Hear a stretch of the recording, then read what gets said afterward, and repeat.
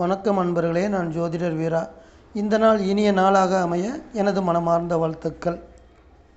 கஜமுகன், கஜானன், ஏகதந்தம், சூர்பகர்ணன், ஹேரம்பன், லம்போதரன், விக்னராஜன், மந்தளவயிறு, மூஷிஷ வாகனன், மோதகம், தந்திமுகன், தரணிதரன், நிராதரன், வக்ரதுண்டன், சேஷ்டராஜன், சதுர்புஜன், கக்கூட ரகசியன், உச்சிஷ்ட கணபதி, நாக ஆபரணம், அங்குசம் பாசம், பிள்ளையார் குடை, அமிர்த கலசம், ஆனந்த பவனம் இவை அனைத்துமே ஸ்ரீ மகா கணபதியுடைய நாமங்கள் ஆகும். ஓம் ஸ்ரீம் ஹ்ரீம் கீலம் கௌலம் கம் கணபதேயே வரவரத சர்வஜனமே வசமானிய ஸ்வாகா. சுக்லாம் பரதரம் விஷ்ணும் சசிவர்ணம் சதுர்புஜம் பிரசன்ன வதனம் தியாயேத் சர்வ விக்னோப சாந்தையே. இது ஸ்ரீ மகா கணபதியுடைய மூல மந்திரம். பரம்பொருளாக இருக்கக்கூடிய முழு முதற் கடவுள் என போற்றப்படுகிற ஒரே தெய்வம் விநாயக பெருமான். பரம்பொருளாக விளங்கக்கூடிய இவரே இந்த பிரம்மாண்டமான பிரபஞ்சத்தின் பிரம்ம சிருஷ்டியின் தோற்றத்திற்கு முன்பேயும், அதே போல பிரளய காலத்தின் அழிவிற்கு பின்பும் என்றைக்குமே சாஸ்வதமான பிரணவ சொரூபமாய் விளங்கக்கூடிய ஒரே மகா சக்தி ஸ்ரீ மகா கணபதி. இயற்கையினுடைய உற்பத்திக்கு மூல காரணமாக விளங்கக்கூடிய ஓங்கார நாதமாகவும் இருப்பவர் ஸ்ரீ மகா கணபதி. பிருத்வி தத்துவத்தின் அதிபதியாக இருக்கக்கூடிய மகா கணபதியே சகல மண் தத்துவத்தின் அதி தேவதையாகவும் இருக்கின்ற காரணத்தால் இவரை நாம் மங்களகரமான மஞ்சளில் இவரது உருவத்தை பிடித்து வைத்து வணங்கி வருகிறோம். ஸ்ரீ விநாயக பெருமானுடைய வழிபாடு எந்த அளவிற்கு சிறப்பானது என பார்க்கும் பொழுது, எந்த ஒரு காரியங்களை நாம் தொடங்குவதற்கு முன்பும் சகல விக்னங்களையும் நமக்கு வரக்கூடிய தடைகளையும் நீக்கி காரிய சித்தியை அளிக்கக்கூடிய மகா சக்தியாக விநாயக பெருமான் விளங்குகிறார். இந்த அளவுக்கு பெருமைகள் கொண்ட விநாயக பெருமானை, ஸ்ரீ கணேசனின் மகிமைகளை மக்கள் உணர்ந்து கொள்ளாமல் முதல் பூஜை முடிந்தவுடனேயே விநாயகரை ஓரம் கட்டி வைத்துவிட்டு மற்ற தேவதைகளின் பூஜைகளுக்கு சென்று விடுகிறார்கள். ஸ்ரீ மகா கணபதி மிகவும் எளிமையாக இருக்கக்கூடியவர். எந்த விதமான ஆடம்பரங்களையோ அல்லது தடபுடலான பூஜைகளையோ விரும்பக்கூடியவர் அல்ல.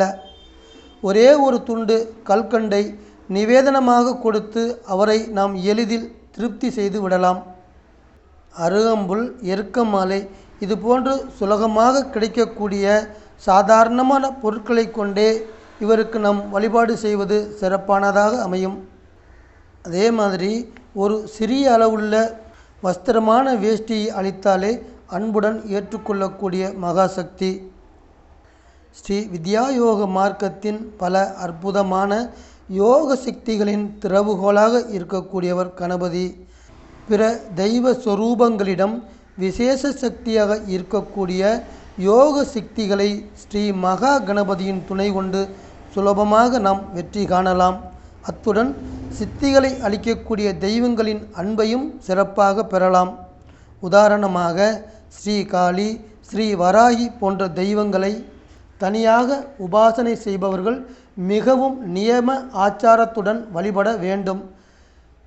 அதில் ஏதாவது குறைகளோ தவறுகளோ புரிந்துவிட்டால் அந்த தெய்வங்களின் கோபத்திற்கும் ஆளாக நேரிடும்.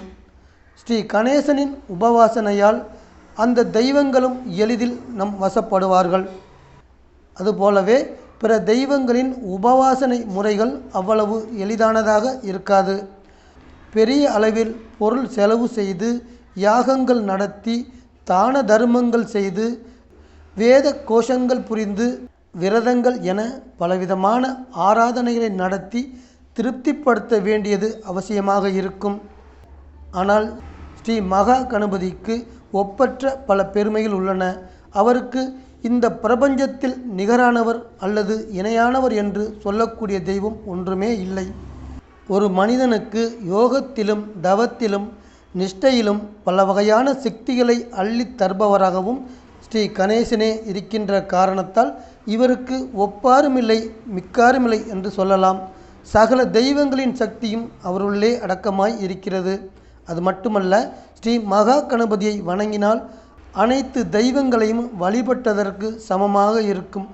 இன்னும் சுருக்கமாக சொல்லப்போனால் எல்லா தெய்வங்களிடம் காணப்படும் தெய்வீக சக்திகள் எல்லாவற்றையுமே ஸ்ரீ மகா கணபதியே பிரபஞ்சத்தின் அரசாட்சி நிமித்தமாக அனைத்து தெய்வங்களுக்கும், அதாவது பிரம்மா, விஷ்ணு, ருத்ரன், சிவன், முருகன், சதாசிவன், மகாவிஷ்ணு, அம்பாள், நவகிரகங்கள், அஷ்டதிக் பாலகர்கள் என அனைவருக்குமே தனித்தனி சக்தியாக பிரித்து அளித்து அதனை நிர்வகித்து வரக்கூடிய மகாசக்தி கணபதி என நீங்கள் ஞாபகத்தில் வைத்துக்கொள்ள வேண்டும். அன்பான வாசக நேயர்களே, மீண்டும் ஒரு பதிவில் உங்கள் அனைவரையும் சந்திக்கிறேன். இந்த சேனல் உங்களுக்கு பிடிச்சிருந்தா சப்ஸ்கிரைப் பண்ணுங்க, லைக் பண்ணுங்க, கமெண்ட் பண்ணுங்க, ஷேர் பண்ணுங்க.